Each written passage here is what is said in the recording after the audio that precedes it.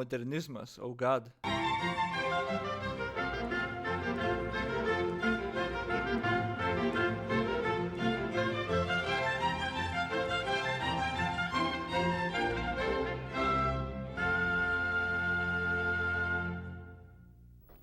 I'd like to conclude our examination of the great minds of the Western intellectual tradition with an examination, a sort of synoptic overview of the tradition of moral and political discourse in the 20th century, looking for certain commonalities and... Jei kažkaip paskaityt, ką reiškia modernizmas būtent.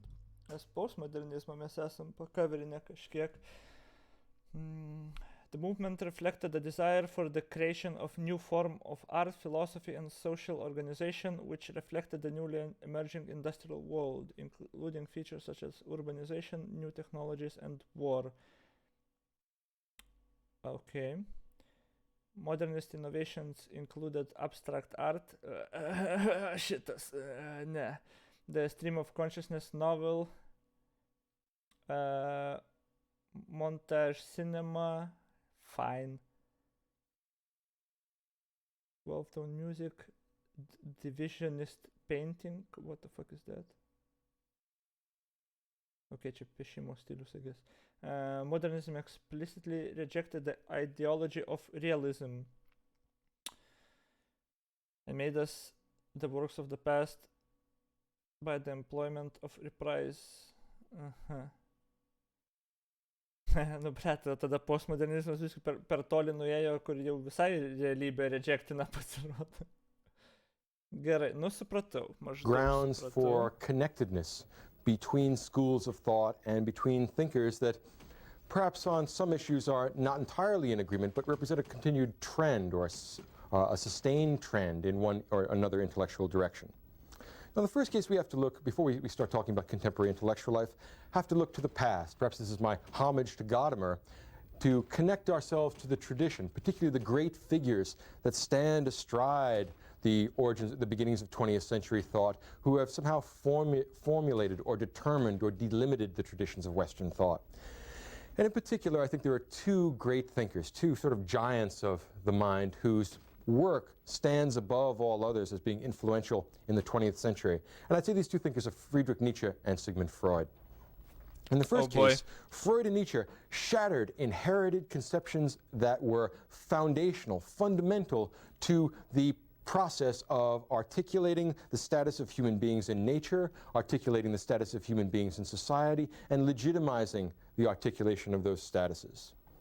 In the first case, Friedrich Nietzsche, his most important contribution is the negative idea, in some respects, that God is dead. And God is dead means more than the end of theology, more than the end of Christianity, more than the end of the inherited religious traditions of the West.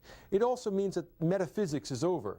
The entire Platonic tradition, the entire metaphysical tradition that moves from Plato through scholasticism and into Descartes and the kind of modern rationalists, the rationalists of the last 500 years.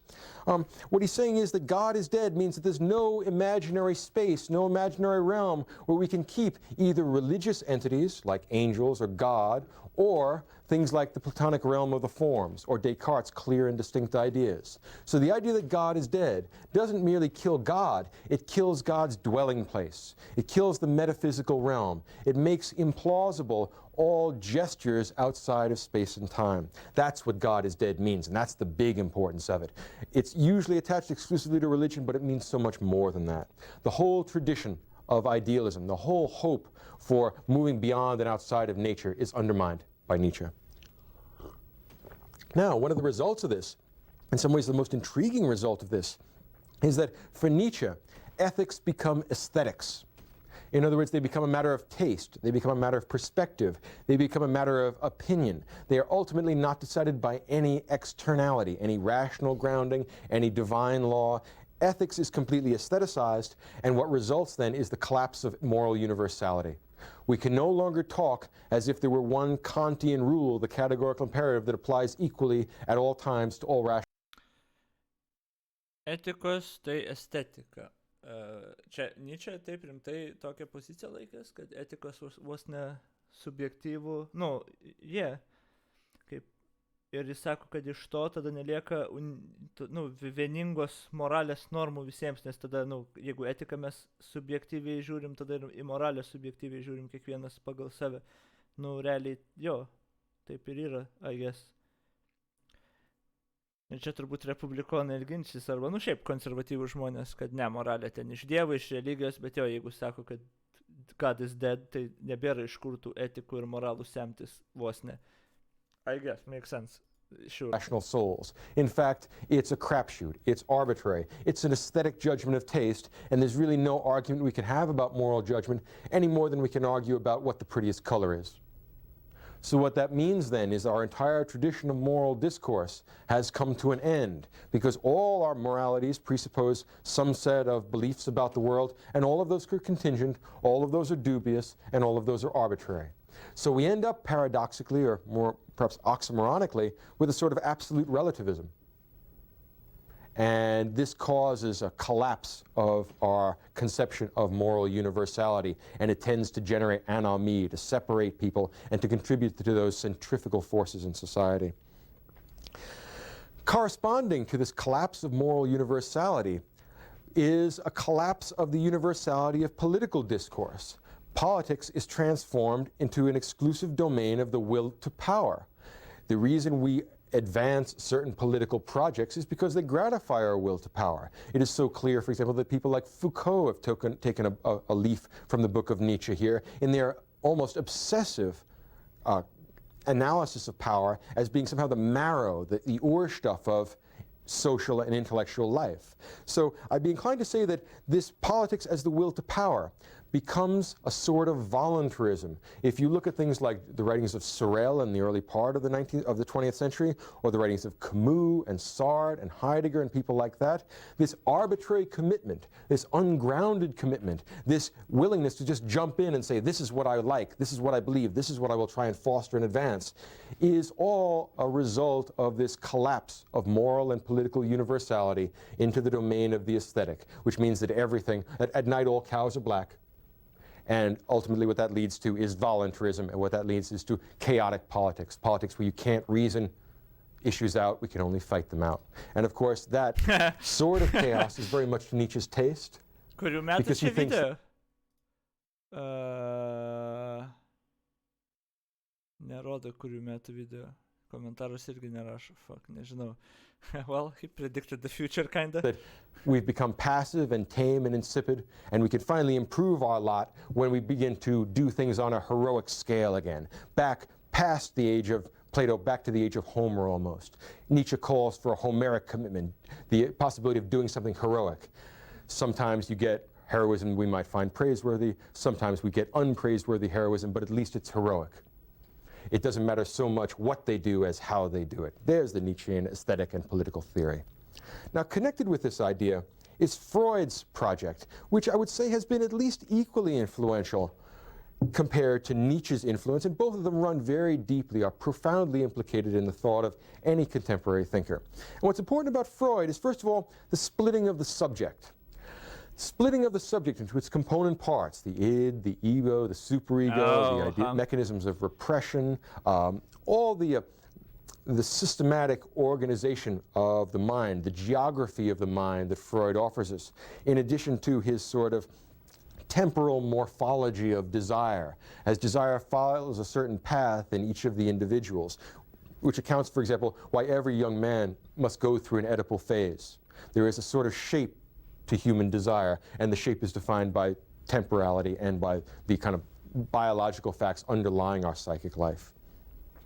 The result of this, the splitting of the subject, is that introspection is deprivileged. Back in the time of Descartes, you knew what was going on in your head. You just looked inside and you told people. With Freud, another of the masters of distrust, a master of suspicion, like Nietzsche, he said, "Are you so sure that you know yourself? Are you really so transparent? Perhaps you've been creating illusions for yourself at the..." O Jezu.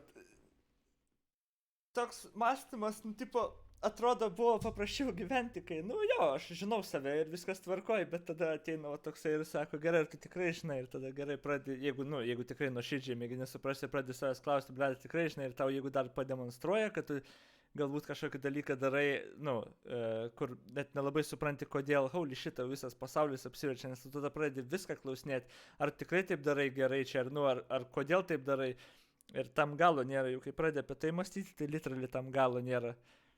Kol pasąmoningas netaps sąmoninga, tol tai kontroliuos tavo gyvenimą ir tu tai vadins likimu. Tipo, grinas tas pats ir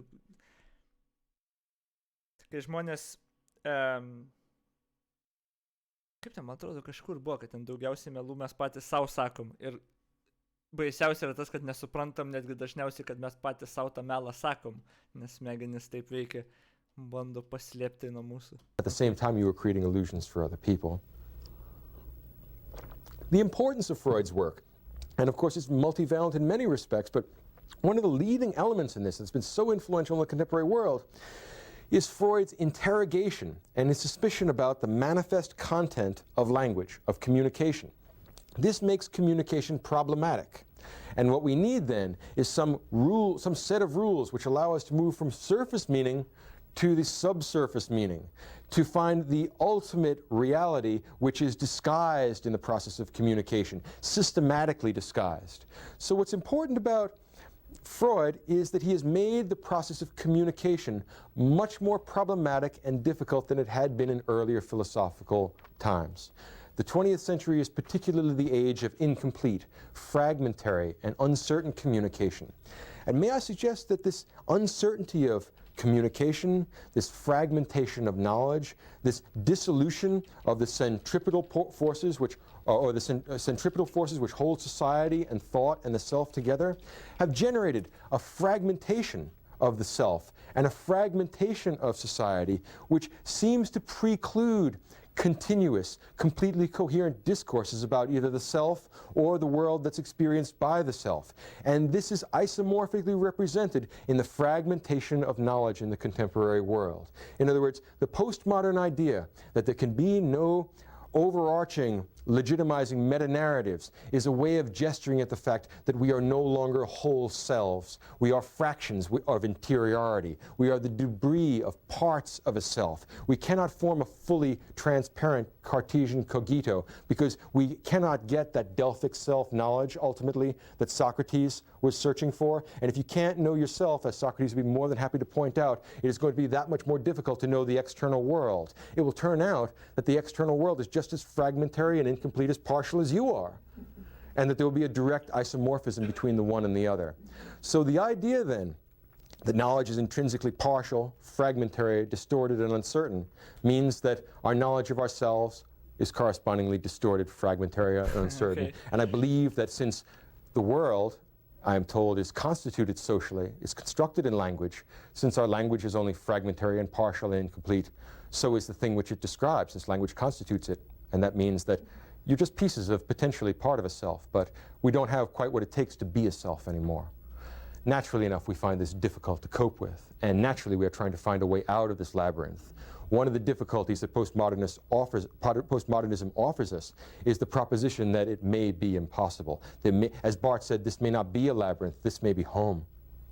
So get used to it, make the best you can of it.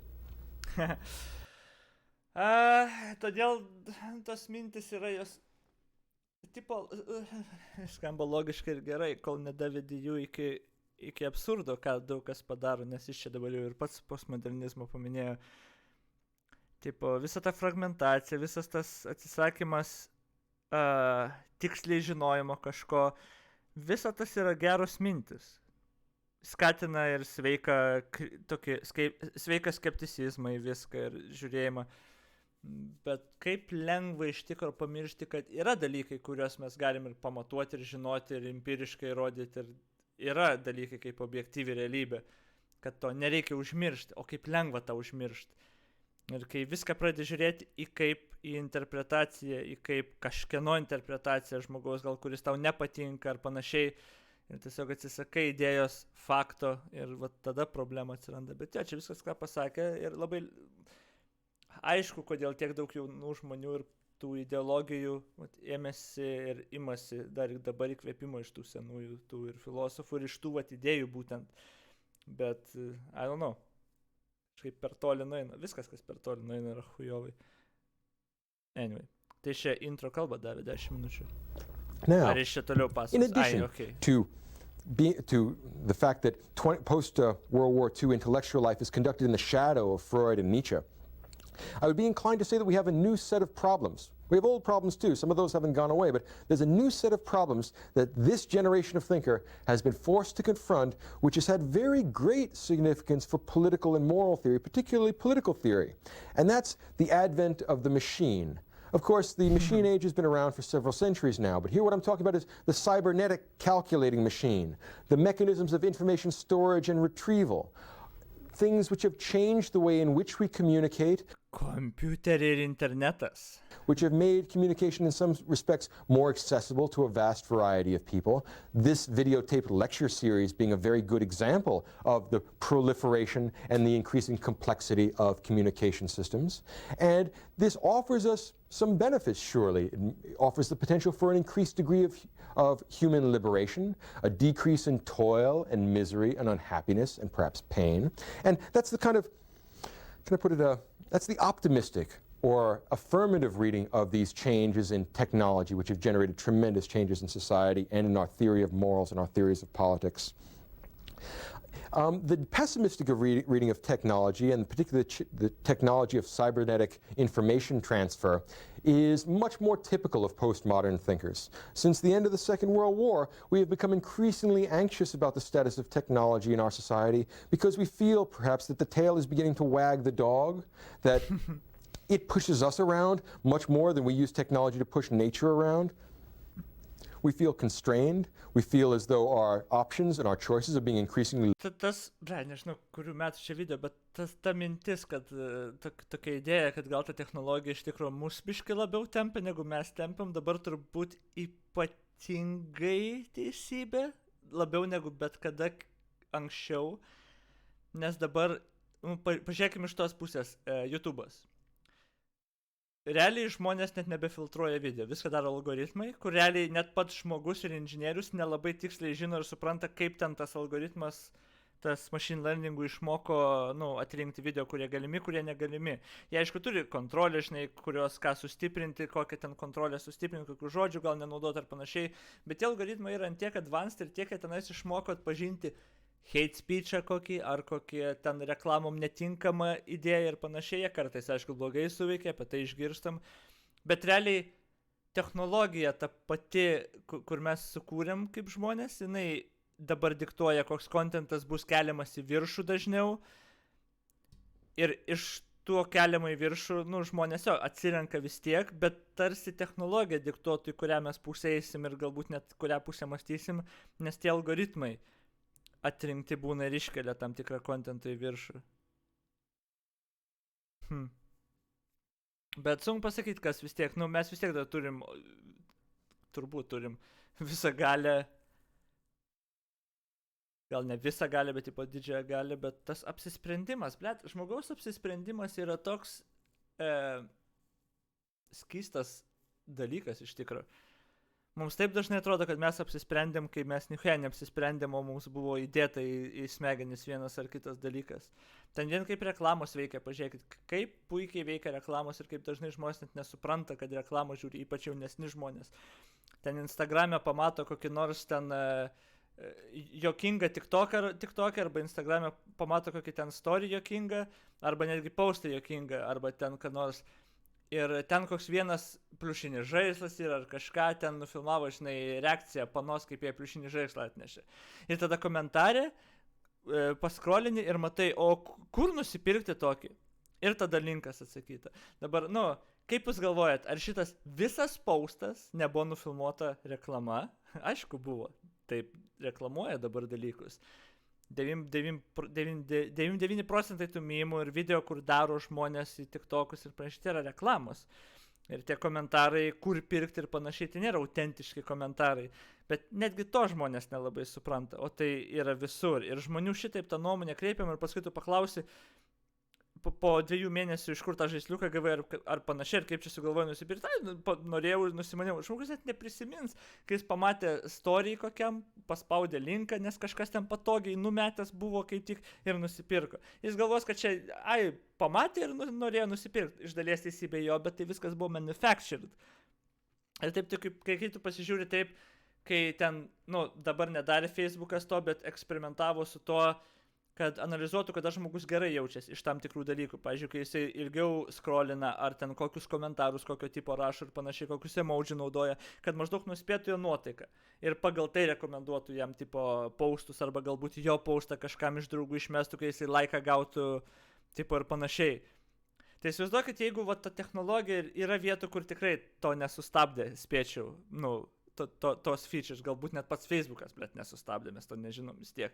Bet jeigu pagalvoji iš tos pusės, jeigu tavo norus, ką tu nori pirkti, tavo nuotaika gali taip lengvai technologiją techniškai manipuliuoti, jeigu kiša netgi temas politinės tau į viršų, kuriom tau reikia domėtis, o kiša dažniausiai, kurios tau pyktį sukelia, nes jos labiau engaging. Tai iš tos pusės pažiūrėsiu visuomenė jau senai technologija mus valdo, o ne mes ją. Okay, baigiau savo rantą, sorry. Limited as our privacy is eroded, as more people can know more about us with greater ease, as the mechanisms of social control become progressively more effective or performative if they have more information. So for a great many reasons, the advent of communicative technology and cybernetic technology has been a bête noire, a big problem for contemporary postmodernist and post-structuralist thinkers. And technology connected with this generates a whole set of new problems that haven't been addressed yet and that we're just beginning to address and just beginning to think our way through. We're trying to work some of those out, but it will be another generation or 2 generations at least. In other words, there are plenty of unsolved, as a matter of fact, unasked questions about political theory which are connected to the advent of global technology. Some examples. Global warming. Whose responsibility is the global degradation of the environment? We don't have a school of thought which gives a satisfactory answer to that, although it's a question that's going to become more and more important in the future without any doubt. There's no way we can avoid that. Ar jis blėt iškarigys? Gali kas nors surasti, kuriais čia metai šnekėjo? Man labai įdomu, kuriais fucking metai šnekėjo. Blėt, ir komentarų nerašo. How do I find this? Kada jis iš viso...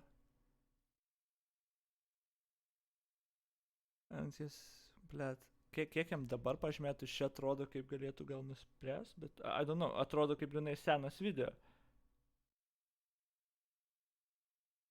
Bet čia gali būti ne toks senas video. Bet, blėt, ir iš kokybės matos, kad senas video.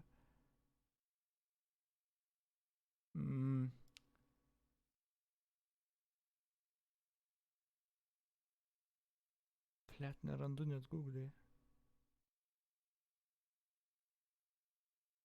Okay, nesvarbu, I guess, negaliu rasti. Blėt. A second set of questions connected with that. Toj sekundėlė, I got my food, wait a sec.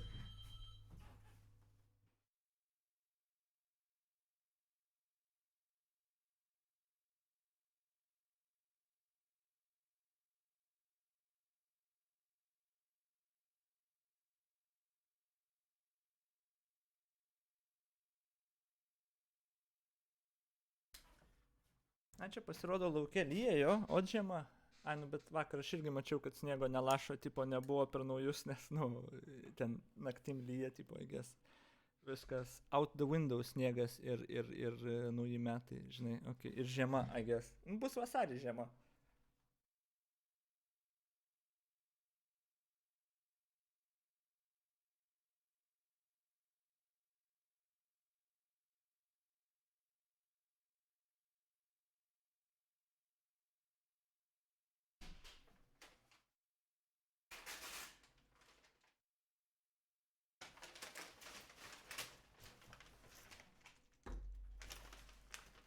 Give me a moment.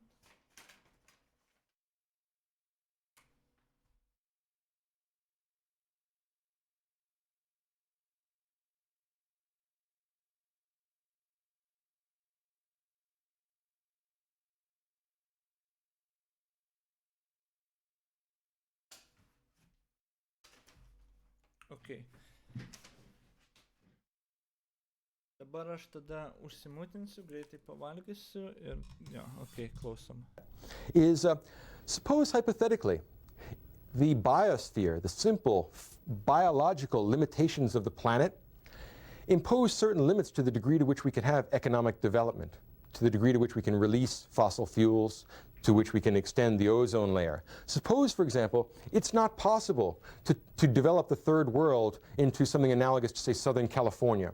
Suppose the simple limitations on the biosphere, on the atmosphere, and on the oceans won't allow for it. Suppose there are just too many people doing too much stuff to the environment. Suppose global warming would get too bad then. Does that mean we have to abandon the idea of equality, particularly insofar as it's connected with the equal distribution of wealth?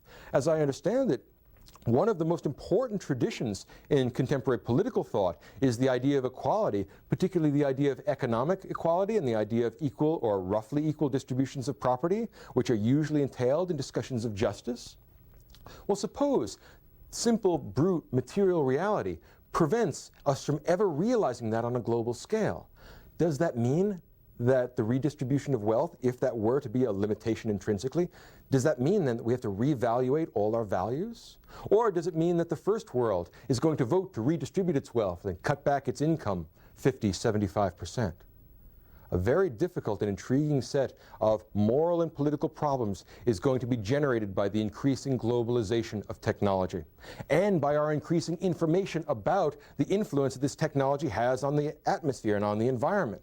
So the connection between increasing human capacities and a relatively shrinking domain of area, of space, of matter to exercise those capacities on may create a sort of antagonism between the two.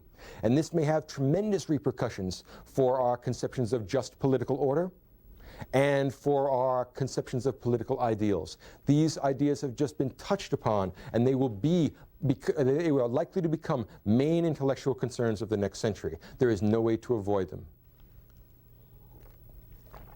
Now, technology, since the end of the Second World War, has been probably the most disputed terrain among those who work in political and moral theory. Start from the beginning and look at the most important of the post-World War II thinkers and see where they stand on technology, see if we can connect their views and see how one develops out of the other. Start with Martin Heidegger. Martin Heidegger is known for his critique of technological man. He says that technology is a distraction, that gadgets pull us away from our authentic lives. We are, as T.S. Eliot put it, distracted from distraction by distraction. We are constantly being pulled from one sensation and novelty to another, but it prevents us from achieving authentic being and authentic meaning in our lives.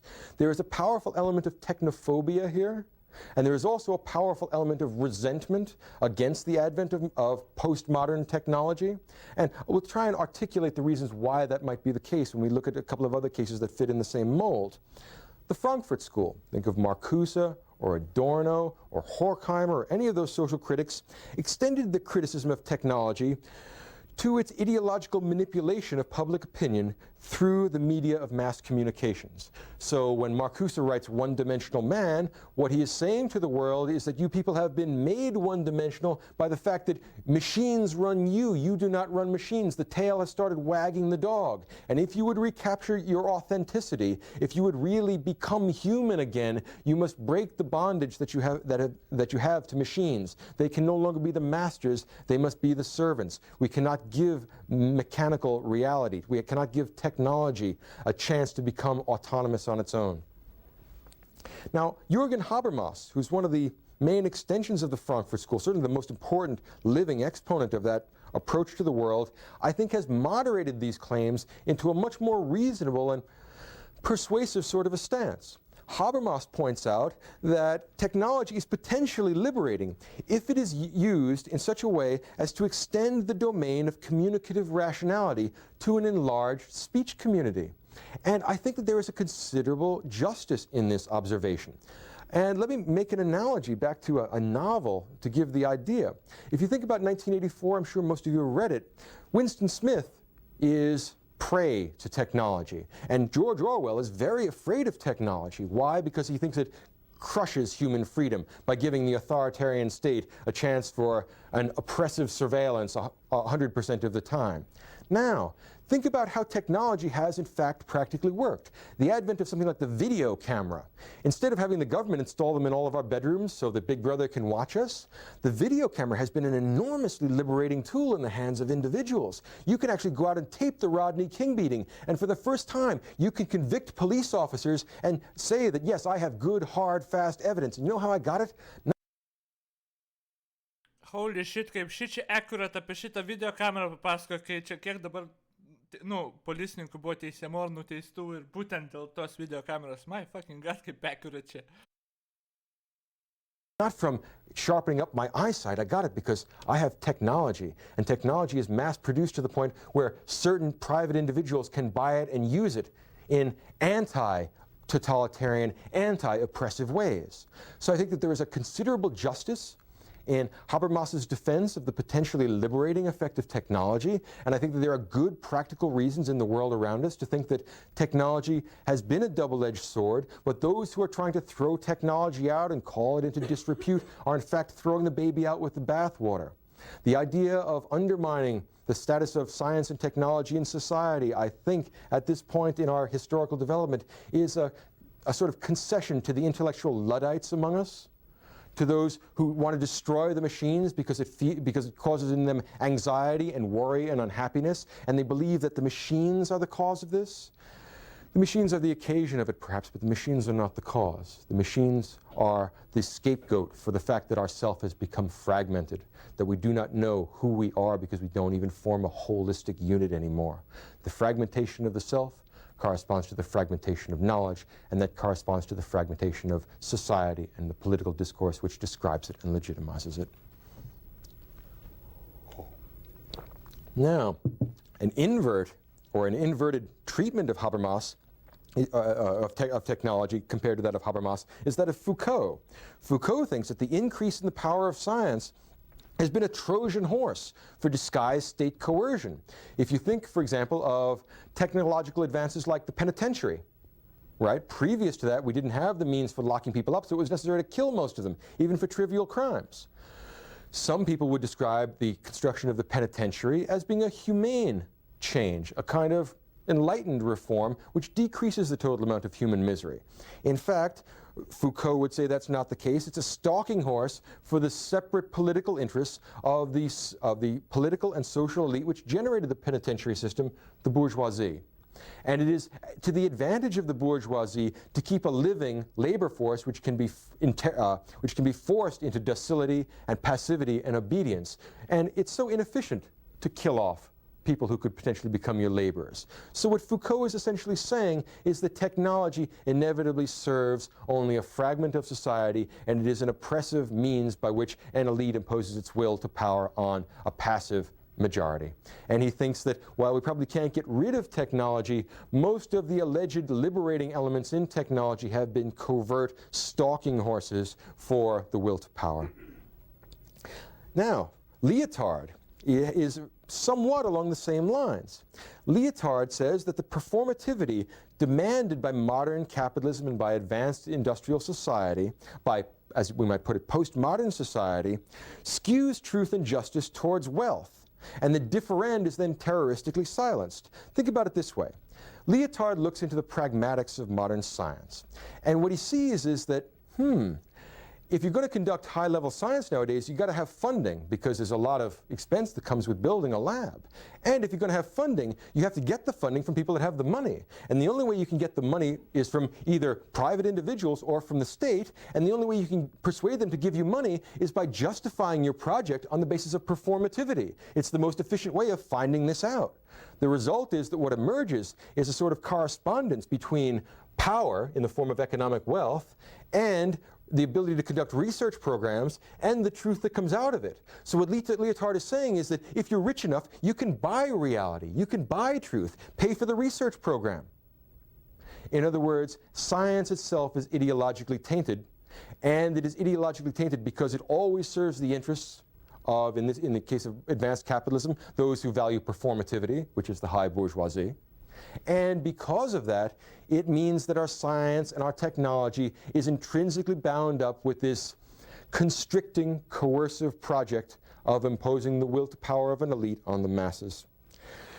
That is why he thinks that technology and science, if it is understood to be a unitary thing, that there's one true description of the world, a scientific mimesis of external nature, that the result is terroristic silencing of other discourses about science.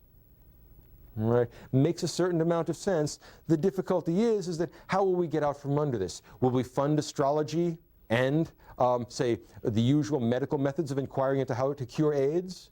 Will we get, say, someone that wants to do Ouija board research on AIDS? Will we fund that as well? Or are we forced into a situation, not just because of our bias towards performativity, but by the nature of the external world itself, that it would be irresponsible to fund an infinitude of differons who all want to look into the same practical problem from different perspectives?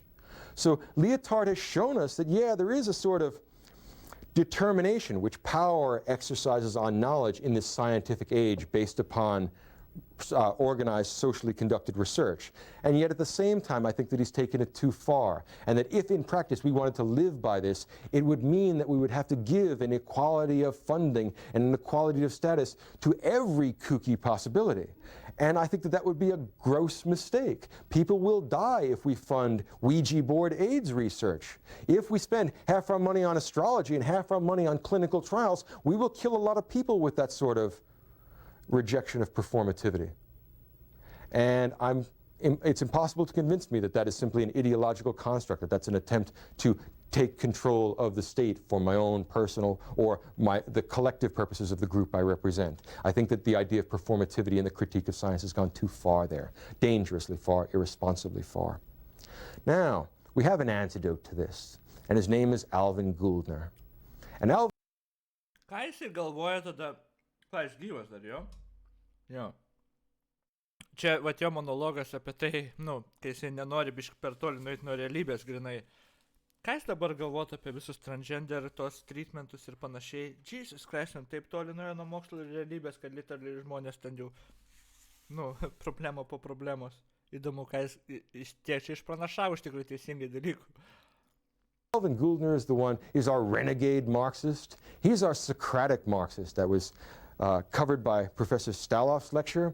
And Alvin Gouldner is a member of a new class, a special class. Not the high bourgeoisie, a class that intellectuals don't talk about very much. It's called the intellectual class. And Alvin Gouldner makes the strikingly important argument that, like the bourgeoisie, the intellectual class has certain class interests which distort its speech and its thought and its ideology, and that intellectuals pursue their own separate, narrow class interests at the expense of the public good just as much as the high bourgeoisie does. Alvin Gouldner says that there are only two, in the modern or postmodern advanced capitalist world, there are only two possible ruling elites. And of course, even though we have democratic forms, elites ultimately call the shots. The elite of wealth that owns capital, Marx has already talked about that quite a bit. Gouldner wants to add the idea of another elite that owns a different kind of capital, the intellectual elite that own the conceptual means of production. It's a deep idea.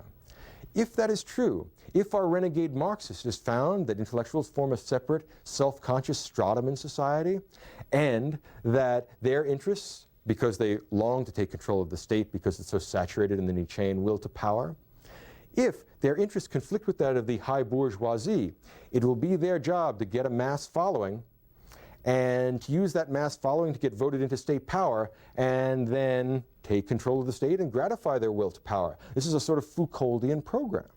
Well, here's the problem with this. If both intellectuals and the high bourgeoisie have different and antagonistic interests in the political realm, what makes us think, what gives us good ground to think that only intellectuals are being public-spirited and not selfish and are willing to do what's good for the masses of society? What is it that makes us so much more moral than other people? Gouldner points out that we're not more moral than other people. In fact, we're exercising our will to power. We want to take control of the state, and postmodernism in that view could be read as an elaborate power play by intellectuals. They create a very caustic discourse which delegitimizes everyone else's claims towards authority, towards certainty, towards reality, and towards knowledge. And then in this ironic void that's left, somebody has to take up the slack. Somebody has to be sufficiently sensitive to understand that we can't have totalizing discourses anymore. Somebody has to be willing to make the possibility of moral and political judgments in a new key. And you know who that's going to be? Intellectuals. In other words, postmodernism is a power play by intellectuals, where they serve to Tuoj sekundė.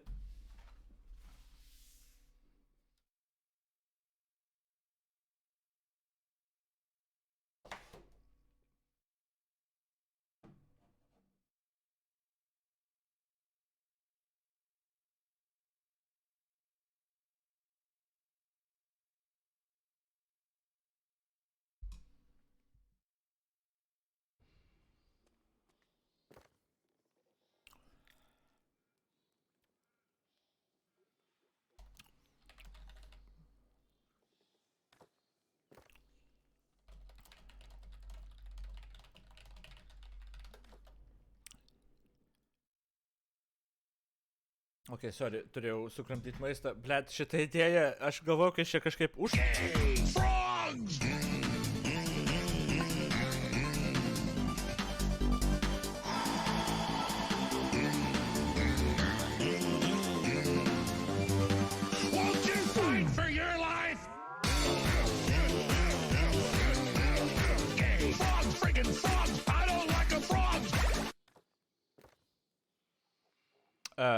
Tuoj.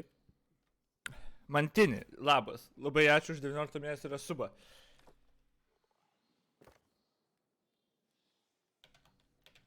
Oi, viską vienu metu mėginu padaryti. Mes healerį turbūt turim...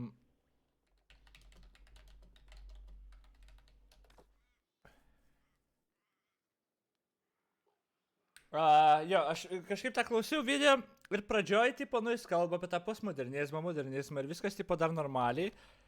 Bet galvojau, kad, jis labiau bus gal, kad už tą judėjimą. Bet kuo toliau, tuo toliau ir jis kalba ir jo, jis dabar kaip pasako, kad tas postmodernizmas tai yra realiai powerplay intelektualų, fascinating idėja, ta prasme, ir jo. Plet, labai įdomu žiūrėti šitą. Palauk, kas man Terikuli, labai dėkui, kad palinkinai šitą, labai įdomus klausyti.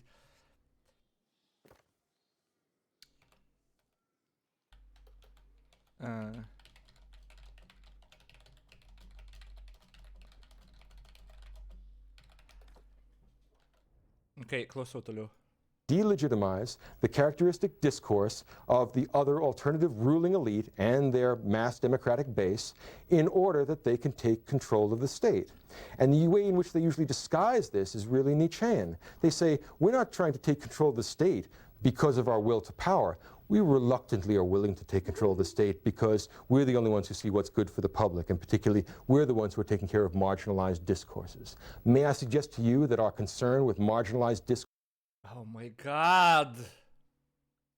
How is he so accurate about this shit? Būtent tas ir fucking vyksta. Courses is a means. Tas beribis noras kontroliuoti kalbą, kad jūs negalite sakyti to, jūs negalite to, kad mes apginsim tos, mažas grupės žmonių, žinai, kurios pats negali apsiginti. Ir man atrodo, Petersonas apie tai realiai, man atrodo, ar kažkuris šnekėjo, kad tai yra tiesiog irgi galima labai laisvai interpretuoti kaip powerplay. Tas visas viršio signalimas, įsižeidimas už kitus žmonės, o ne tai, kad tu įsižeidai, bet kad ten kažkas parašo komentarą kažkokį ir pasako kažką ir jis gauna heito ne iš tų žmonių, kurios tipo įžeidė, nes jų praktiškai nėra, bet 1000 žmonių rašo, čia tu įžeisi tuos ir tuos žmonės. Ir kad tu nustok taip sakyti ar panašiai.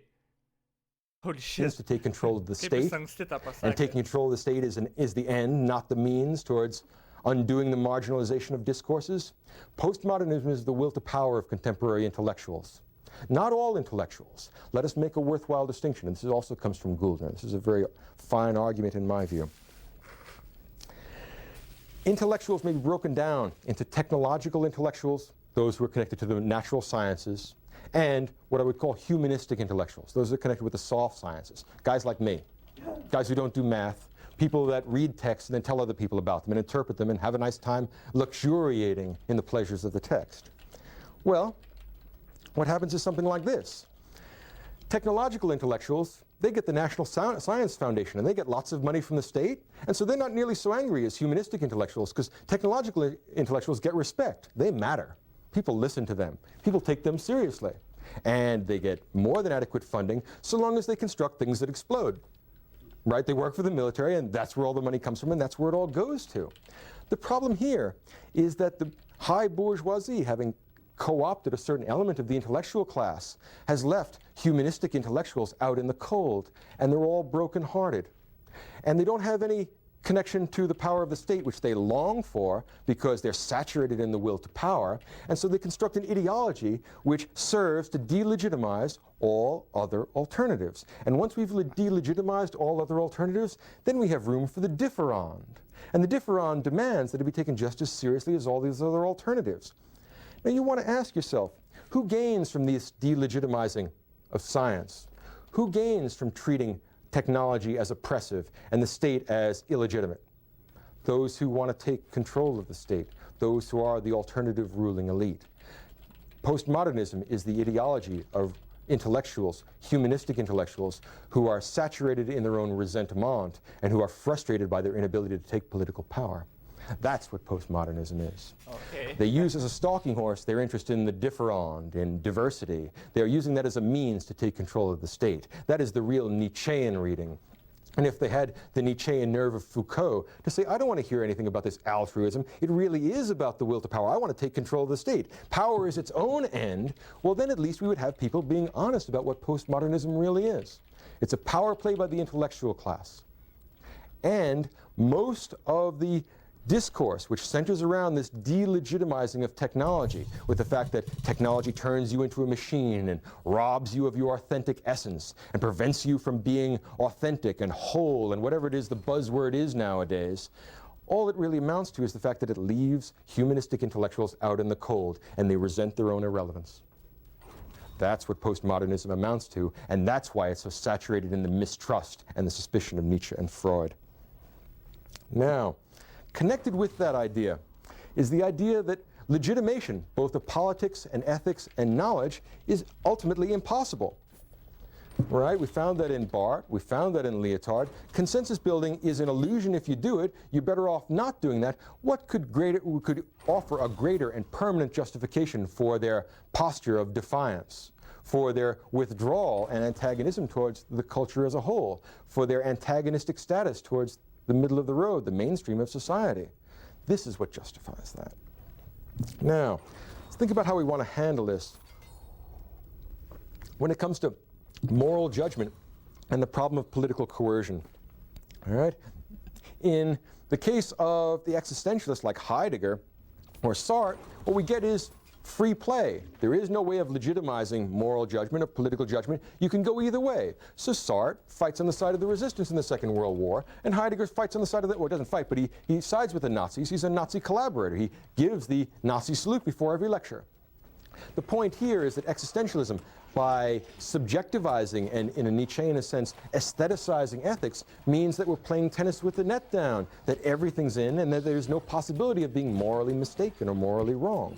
The key thing is that you have to be committed. This is a romantic notion of emotional force or emotional power as being the only possible legitimizing ground for a politics or a morality which has forsaken the possibility of rational consensus. Beyond existentialism, there are the Marxists, and that's a very interesting trend nowadays. It's fascinating to see that Marxism is still alive and well in high cultural, in the best universities in the advanced industrial world, considering the fact that Marxism has collapsed every place else in the world.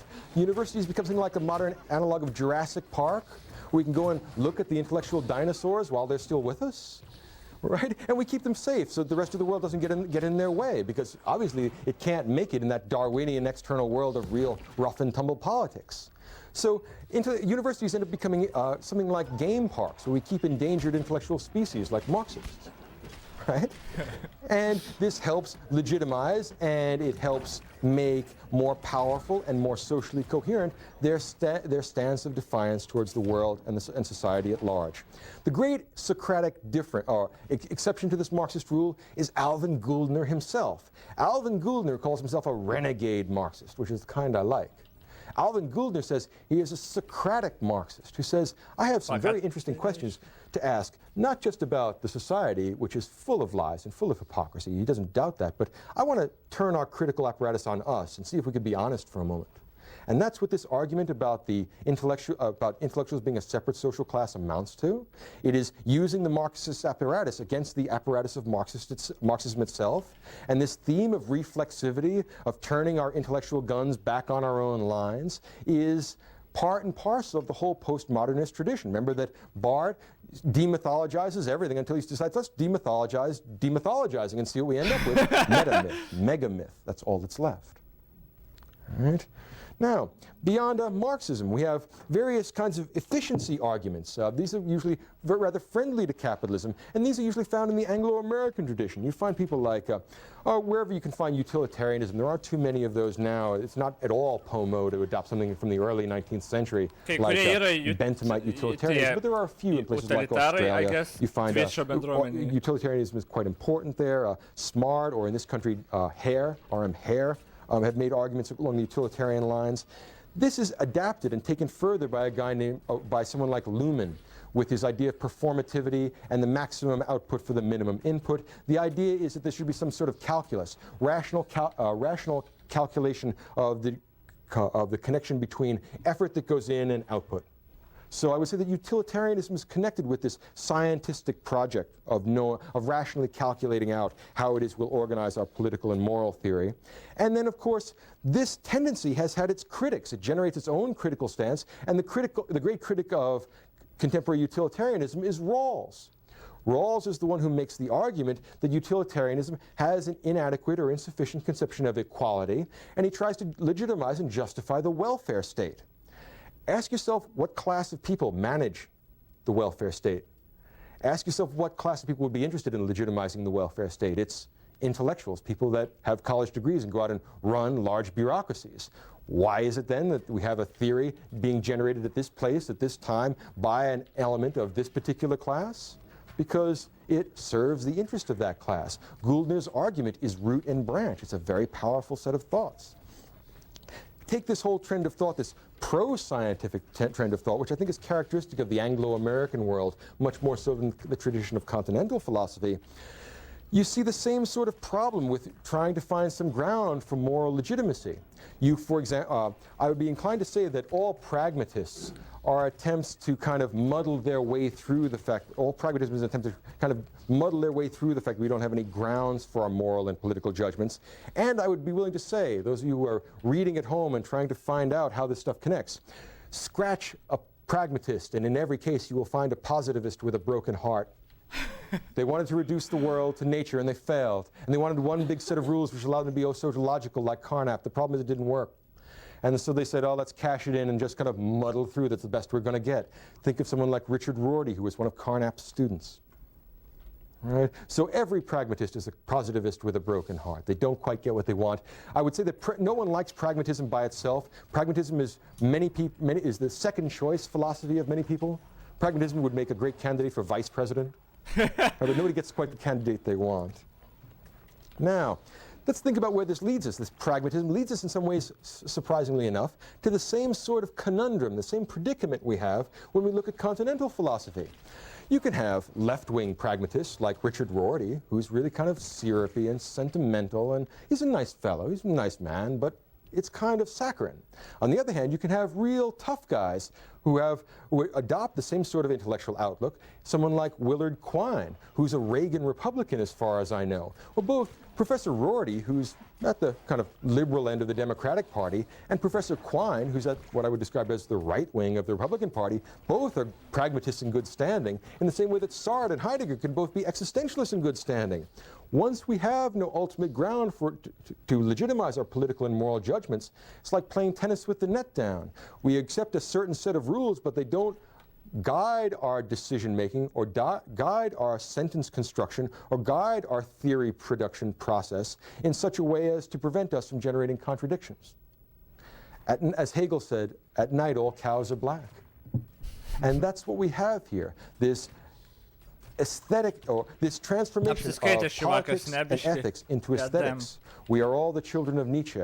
And the result of that is Lyotard's idea that we are all talking past each other, that we're all speaking our own separate languages, and that may not be a bad thing, because after all, you can't avoid it. We're making a virtue of necessity.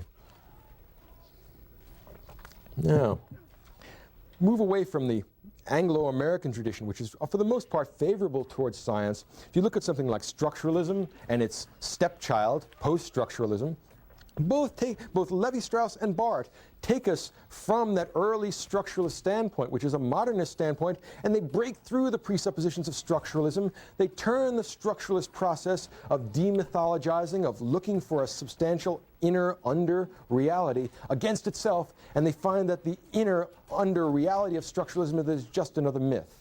They find out then that structuralism demands post-structuralism. It's one of those machines that destroys itself, like some of the great Dadaists put together.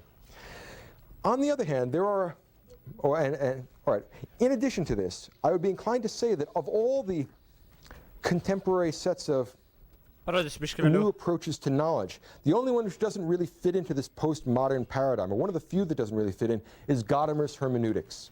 The idea here is that we can achieve transparency or clarity of interpretation. It's an endless cycle, so we never get to that Hegelian finality, but at least there's the possibility of really knowing a real external world which exists, a real cultural tradition which exists independent of our feelings about it. It doesn't make us collapse back into solipsism. It rather gives us a sort of asymptotic in finality, but at least there's the possibility of really knowing a real external world which exists, a real cultural tradition which exists independent of our feelings about it. It doesn't make us collapse back into solipsism. It rather gives us a sort of asymptotic job of continually renewing our connection to the cultural tradition. So I'd say that hermeneutics, in particular Gadamer and his and the results of his thinking, which I think is things like the communitarian political thought of people like Galston or Michael Sandel. I think that that idea of recapturing a sense of community is one of the new and intriguing postmodern ideas in a way.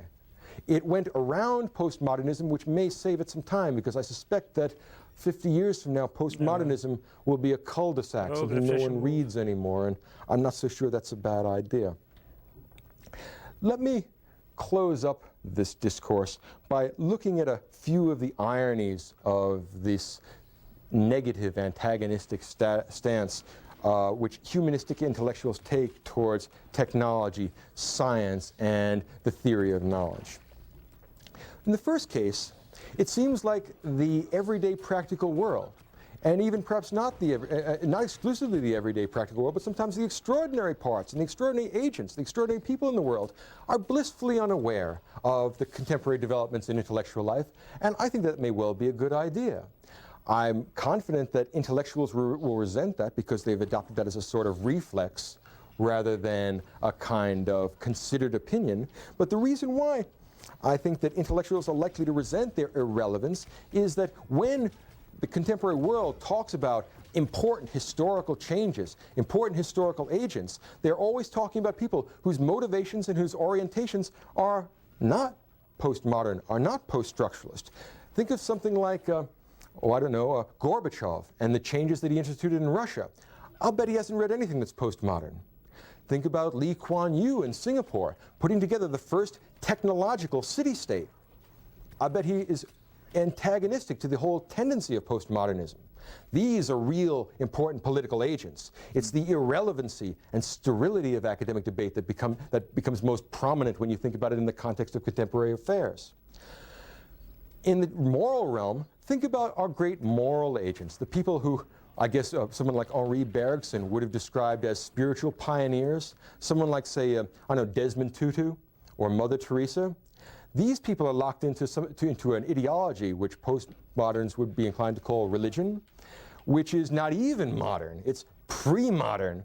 And the problem is that not only are they the most conspicuous and influential and impressive and inspiring of moral agents, their entire orientation is, if not antagonistic to, irrelevant to what cutting-edge intellectual theory, what cutting-edge moral and political philosophy tells us is the real status of knowledge. Like our poor Singaporeans and poor Americans who don't know that they're terrorized in the case of Leotard, many people, particularly religious people who are doing remarkable things in places like South Africa or India or perhaps right next door to you, are oblivious to the fact that sincerity has gone out of fashion and now irony is all the rage.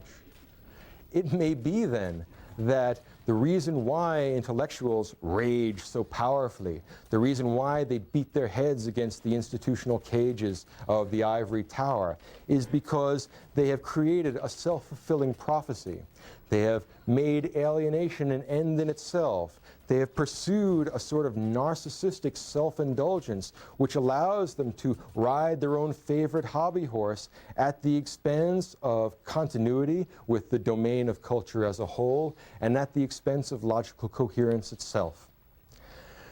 This then is my take on the predicament of post-World War II thought.